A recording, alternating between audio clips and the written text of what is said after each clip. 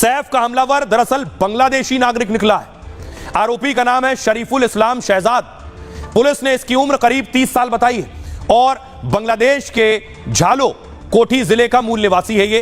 इसके भारतीय होने का कोई कागज नहीं मिला है पुलिस को। शरीफुल इस्लाम नाम बदलकर यहां रह रहा था भारत में। उसने पुलिस को अपने अलग अलग कई नाम बता दिए। उसका कहना है उसका नाम विजय दास है, विजय दास के नाम पर रह रहा था यहां। सैफ का हमलावर 5 से 6 महीने पहले ही मुंबई आया है। कुछ दिन रहने के बाद यह मुंबई के बाहर जाकर रहने लगा। 15 दिन पहले ही आरोपी मुंबई लौटा था। मुंबई में एक बार हाउसकीपिंग का काम भी कर चुका है ये। उसके बाद मुंबई से दूसरी जगह चला गया। पुलिस के मुताबिक भारत में घुसने के बाद इसने अपना नाम बदल लिया। पूछताछ के दौरान वो लगातार अपना नाम बदल रहा है। कभी वो अपना नाम विजय दास बताता है तो कभी विजय दास बताता है, कभी मोहम्मद इलियास तो कभी मोहम्मद सज्जाद बताता है, कभी बीजे तो कभी मोहम्मद आलियान बताता है। इस बस्ती के मजदूरों को इसने अपना नाम विजय दास बताया था। उन लोगों को बताया था कि वो बंगाली है।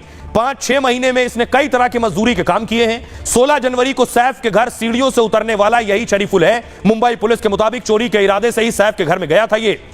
सुनिए जरा, उससे पहले आपको दिखाता हूं तस्वीरें, देखिए जरा। पुलिस ने उसके बाद इसे कोर्ट में पेश किया।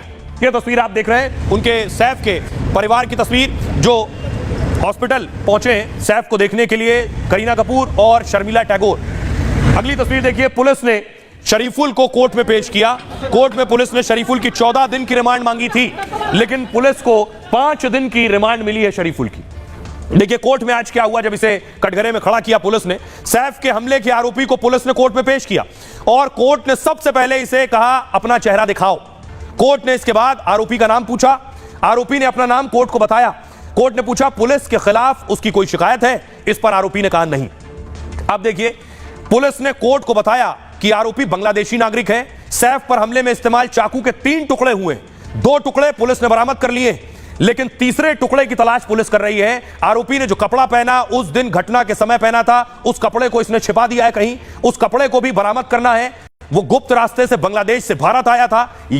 उसे यहां किसने मदद की और कौन सहारा दे रहा था उसे, इस पूरे मामले की जांच भी करनी है।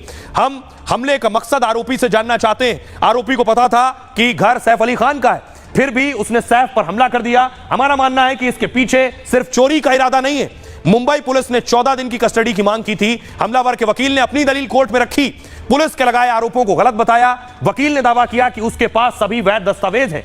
पीड़ित सेलिब्रिटी है, इस वजह से मामले को तूल दिया जा रहा है। इसके बाद कोर्ट ने 5 दिन की पुलिस कस्टडी में भेज दिया है। सुनिए जरा, दोनों पक्षों के वकील क्या कह रहे हैं, आरोपी के वकील क्या कह रहे हैं और सरकारी वकील क्या कह रहे हैं।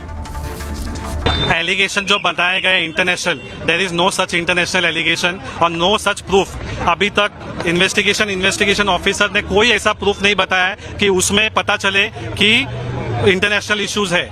अभी वो बांग्लादेशी है ओरिजिन, ये नहीं है, वो अभी तक कंफर्म ये नहीं है। उनके पास कोई डॉक्यूमेंट्री एविडेंस नहीं है, कोई इंटरनेशनल इशू नहीं है और कोई अटेम्प्ट टू मर्डर नहीं है।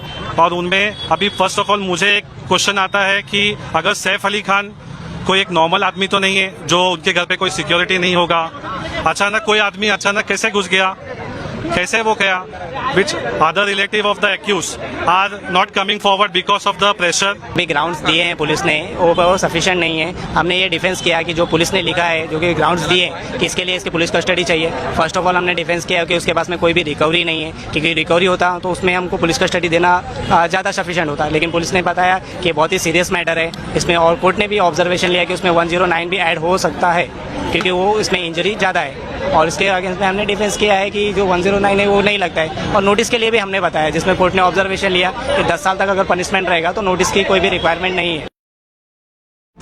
अब जैसे ही ये खबर पता चली कि ये आरोपी बांग्लादेश से आया था, सैफ अली खान के घर में घुस गया था, उसके बाद महाराष्ट्र में इस तरह के लोगों की छानबीन शुरू हुई।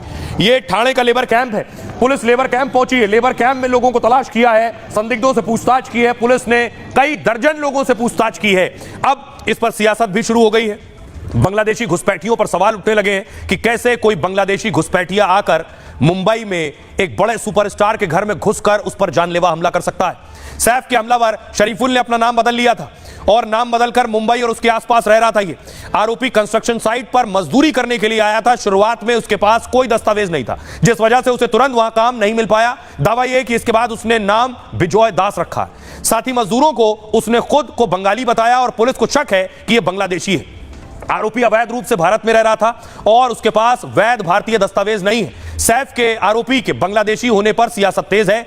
देखिए बीरेंद्र सचदेवा कह रहे हैं बांग्लादेशी रोहिंग्या दिल्ली और देश के लिए खतरा है। केजरीवाल क्यों बांग्लादेशी और रोहिंग्यों को बचा रहे?